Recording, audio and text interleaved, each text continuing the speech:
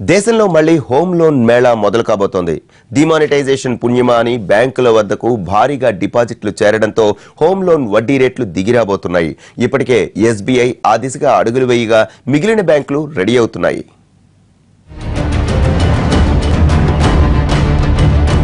Public sector బ్యాంకులు public interest తో పనిచేయడం మొదలుపెట్టాయి. పేద మధ్యతరగతి వర్గాలకు రుణాలు ఇచ్చే విషయంలో బ్యాంకులు ముందుండాలని ప్రధాని సూచించడంతో వడ్డీ రేట్లను స్థిరీకరించే పని చేపట్టాయి బ్యాంకులు. వడ్డీ రేట్లను 6 ఏళ్ల కనిష్టానికి తగ్గించింది స్టేట్ బ్యాంక్ ఆఫ్ ఇండియా. ఇతర ప్రభుత్వ ప్రైవేట్ బ్యాంకులు కూడా అదే బాటలో పయనిస్తున్నాయి. Punjab national bank, union bank of India, IDBI బ్యాంకులు రుణాలపై వడ్డీ రేట్లను తగ్గించాయి. తాజాగా ICICI bank, Dena bank, Kotak Mahindra బ్యాంకులు సైతం వడ్డీ రేట్లలో కోత పెట్టాయి.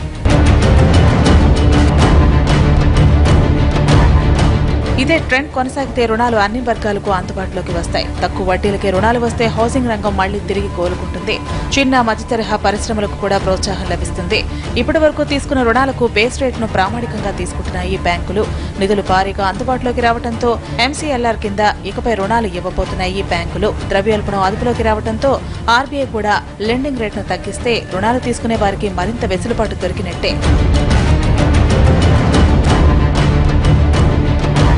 ప్రస్తుతం ఎస్బీఐ ఇచ్చే గృహ రుణాల వడ్డీ రేట్లన్నీ 9% దిగువనే ఉన్నాయి. ఫ్లోటింగ్ రేటు ప్రకారం రుణాలు తీసుకుంటే మహిళలకు 8.60% రుణాలు ఇస్తోంది. 75 లక్షల్లోపు రుణాలకు ఇది వర్తిస్తుంది. ఆపై తీసుకునే రుణాలకు 8.65 నుంచి 8.70% వసూలు చేస్తోంది. మిగతా బ్యాంకులు కూడా ఇంచుమించు ఇదే స్థాయికి వడ్డీ రేట్లను తగ్గిస్తున్నాయి.